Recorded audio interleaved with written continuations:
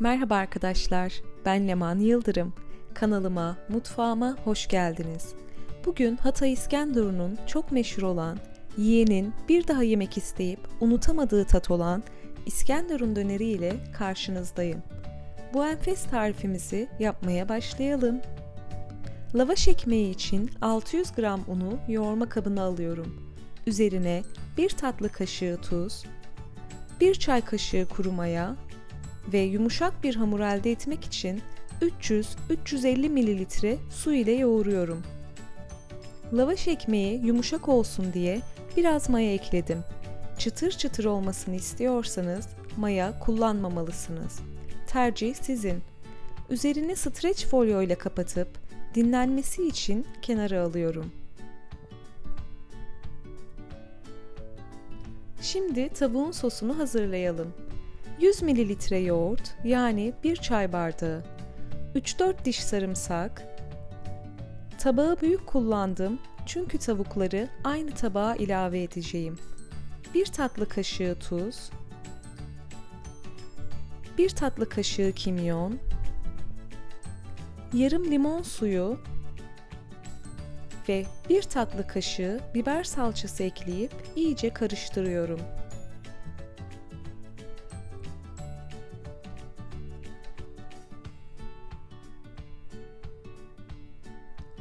4 adet yarım tavuk göğsü kullandım.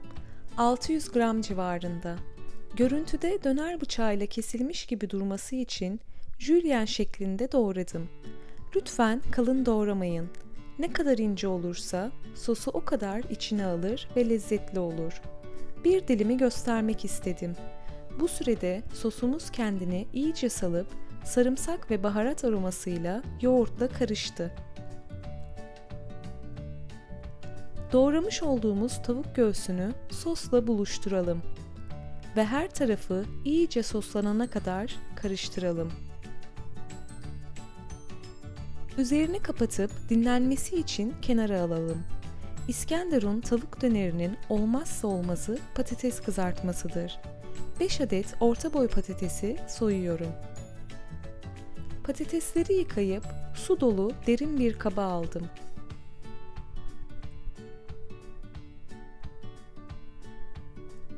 Klasik patates kızartması büyüklüğünde doğradım.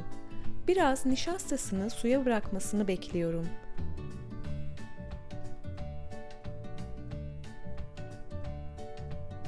Şimdi lavaş ekmeğe süreceğim sosu yapacağım. Küçük bir kaseye 1 yemek kaşığı domates salçası, yarım çay bardağı sıvı yağ, 1 tatlı kaşığı kadar kekik veya biberiye ekleyip karıştırıp kenara alıyorum.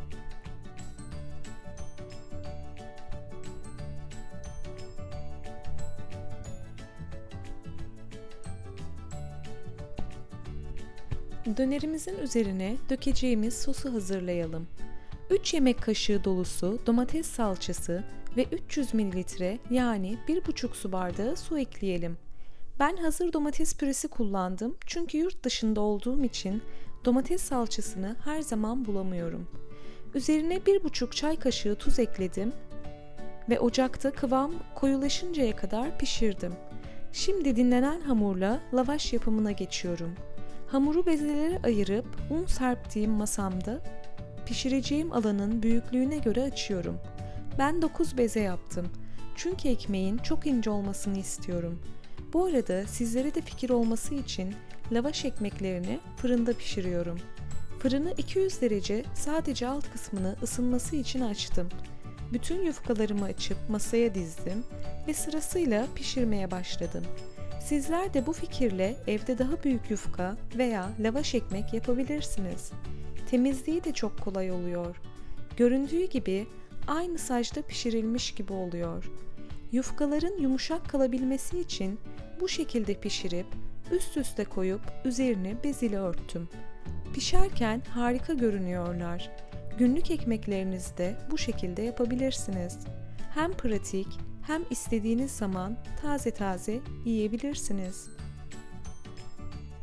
Bu aşamayı da bitirdiğimize göre patates ve tavuğumuzu pişirmeye geçelim. Patatesi yaklaşık 1 su bardağı sıvı yağda 2 defada kızarttım. Yağı süzülmesi için havlu rulo serdiğim tabağa alıyorum.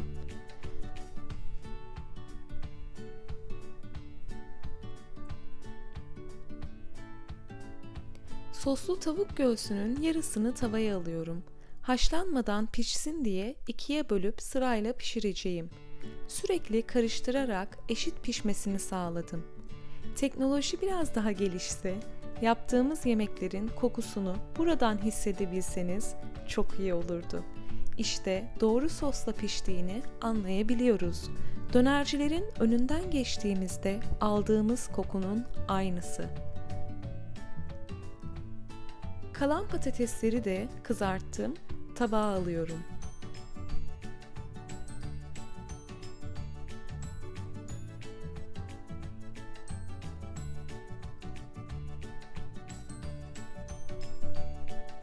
Tavuğun kalan kısmını da pişiriyorum.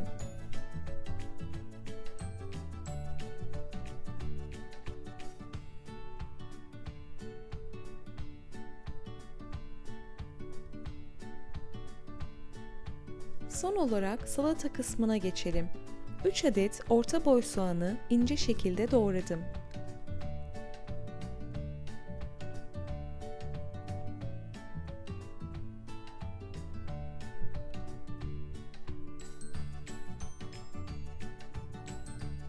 Küçük bir demet maydanozu da doğrayıp soğana ekliyorum. Üzerine 1 çay kaşığı tuz ve yarım limon sıkıp karıştırdım.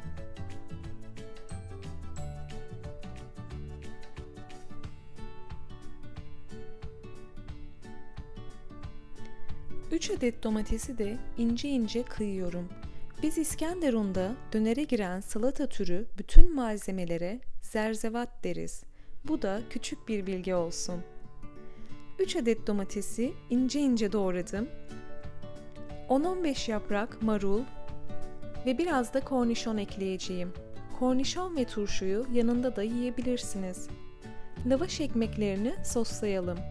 Bir tane lavaş ekmeği tezgahıma alıyorum. 1 tatlı kaşığı sos döküp ekmeğin her tarafına yediriyorum.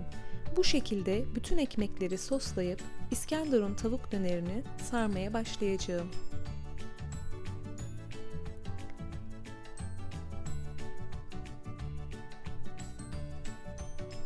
Soslu lavaş ekmeğine biraz soğan salatası, biraz marul, 3-4 adet domates dilimi,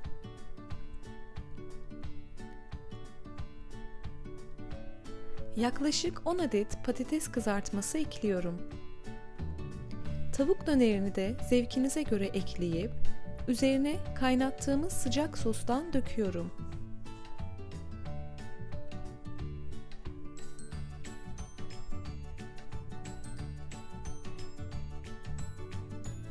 Ve sıkıca sardım.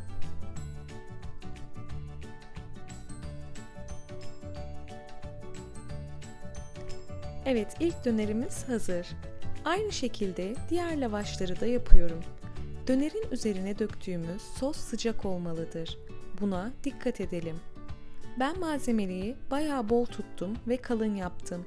Eğer hemen yemeyecekseniz daha sonra tavada döndürerek ısıtabilirsiniz. Bu malzemeyle 8 adet kocaman döner yaptım. Her biri bir kişi için fazla bile geliyor. Sizler istediğiniz kalınlıkta, büyüklükte yapabilirsiniz. Ama orijinali budur.